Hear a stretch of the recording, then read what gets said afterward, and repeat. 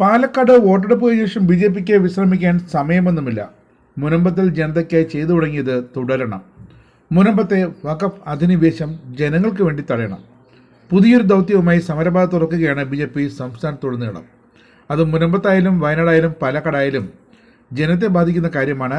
അത് വഖഫിൻ്റെ അധിനിവേശം തന്നെയാണ്. അല്ലെങ്കിൽ ഹൈന്ദവ ക്രൈസ്ത്യൻ ജനത വനത്തിലേക്ക് പലായനം ചെയ്യേണ്ട അവസ്ഥ പിണറായി സർക്കാരും പ്രതിപക്ഷത്തെ നട്ടലില്ലാത്തവരും കൂടി ഉണ്ടാക്കിയെടുക്കുമെന്ന് ബി.ജെ.പിക്ക് വ്യക്തമായി അറിയാം. കേന്ദ്രത്തിൽ വഖഫ് ഭേദഗതി നിയമം പാസ്സാക്കുന്നത് കാത്തിരിക്കാനും കേരളത്തിൽ ബി.ജെ.പി നേതൃത്വം ഒരുക്കമല്ല. ജനത്തിനു വേണ്ടിയുള്ള അടുത്ത വിമോചന സമരത്തിന് ബി.ജെ.പി ഒരുങ്ങിക്കഴിഞ്ഞു. മുനമ്പത്തെ വഖഫിൻ്റെ അധിനിവേശത്തിൽ മുസ്ലിം ലീഗിൻ്റെ നേതാക്കൾ ക്രൈസ്തവ നേതാക്കളുമായി ചർച്ച നടത്തിയത് എന്തിനാണെന്നും വഖഫ് അധിനിവേശത്തിൽ മധ്യസ്ഥത വഹിക്കാൻ മുസ്ലിം ലീഗിന് ആരാണ് അധികാരം നൽകിയതെന്നും ബി.ജെ.പി സംസ്ഥാന അധ്യക്ഷൻ കെ സുരേന്ദ്രൻ ചോദിക്കുകയാണ്. അതിന് ഉത്തരം നൽകേണ്ടത് കോൺഗ്രസ് ആണ്. അതിനാര് അനുമതി നൽകിയെന്ന് പിണറായി സർക്കാരും മറുപടി നൽകണം. സർക്കാർ അറിയാതെ ഒന്നും നടക്കില്ല ഒരു ഒത്തുതീർപ്പ് ചർച്ചയും. വഖഫ് ബോർഡിന് വേണ്ടി സംസാരിക്കാൻ മുസ്ലിം ലീഗ് ആരാണെന്നും സുരേന്ദ്രൻ കഞ്ചിക്കോടാണ് ചോദിച്ചത്. മുനമ്പത്തെ വഖഫ് അധിനിവേശത്തിനെതിരെ ബി.ജെ.പി തിരുവനന്തപുരം ജില്ലാ കമ്മിറ്റി സംഘടിപ്പിച്ച സെക്രട്ടേറിയറ്റ് മാർച്ചിൽ പ്രതിഷേധവും കഴിഞ്ഞ ദിവസം അരയടിച്ചിരുന്നു. സമാധാനപരമായ മാർച്ചിനെതിരെ പിണറായി വിജയന്റെ പോലീസ് അക്രമം അഴിച്ചുവിട്ടു. 4 തവണ ജലപീരങ്കി പ്രയോഗിച്ചു. നിരവധി പ്രവർത്തകർക്കാണ് പരിക്കേറ്റത്.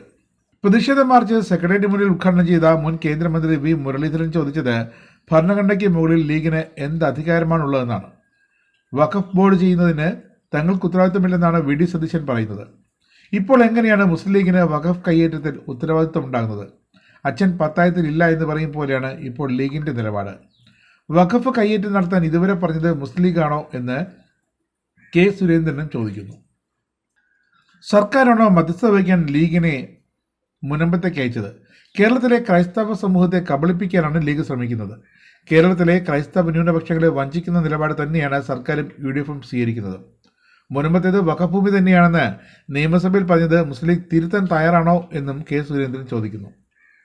സാധാരണക്കാരായ ജനങ്ങളെ കുടിയിറക്കാനുള്ള ശ്രമമുണ്ടാകുമ്പോൾ അതിനെതിരെ ബി.ജെ.പി നിലപാടെടുക്കുമെന്നും മുനമ്പത്ത് ബി.ജെ.പി ഇടപെട്ടത് അതുകൊണ്ടാണെന്നും വി മുരളീധരനും വ്യക്തമാക്കി. കേരളത്തിൽ ജനങ്ങൾ ഭീതിയിലാണ് ജീവിക്കുന്നത്. ഓരോ ദിവസവും പുതിയ പുതിയ പ്രദേശങ്ങളിൽ വഖഫ് ബോർഡിന്റെ നോട്ടീസ് ലഭിക്കുന്നു. വയനാട്ടിലും ചാവക്കാട്ടും പാലക്കാടും എറണാകുളത്തും ഉൾപ്പെടെ നിരവധി സ്ഥലങ്ങളിൽ ജനങ്ങൾക്ക് വഖഫ് ബോർഡിന്റെ നോട്ടീസ് ലഭിക്കുന്നുണ്ട്. നാട്ടിലെ നിയമങ്ങൾക്കും അപ്പുറമാണ് വഖഫിന്റെ തീരുമാനം. മുനമ്പത്തു നിന്നും ആരെയും ഇറക്കി വിടില്ലെന്ന് ഔദാര്യം പോലെയാണ് മുഖ്യമന്ത്രി പിണറായി വിജയൻ പറയുന്നത്. പാലക്കാട് തെരഞ്ഞെടുപ്പിന് മുമ്പ് കുഞ്ഞാലിക്കുട്ടി ബിഷപ്പിനെ കണ്ടത് ജനങ്ങളെ തെറ്റിദ്ധരിപ്പിക്കാൻ തന്നെയാണ്.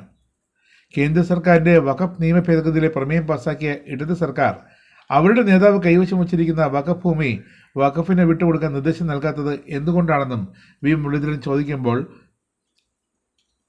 ഇടതുപക്ഷത്തിനും ഉത്തരമില്ല, പ്രതിപക്ഷത്തിനും ഉത്തരമില്ല.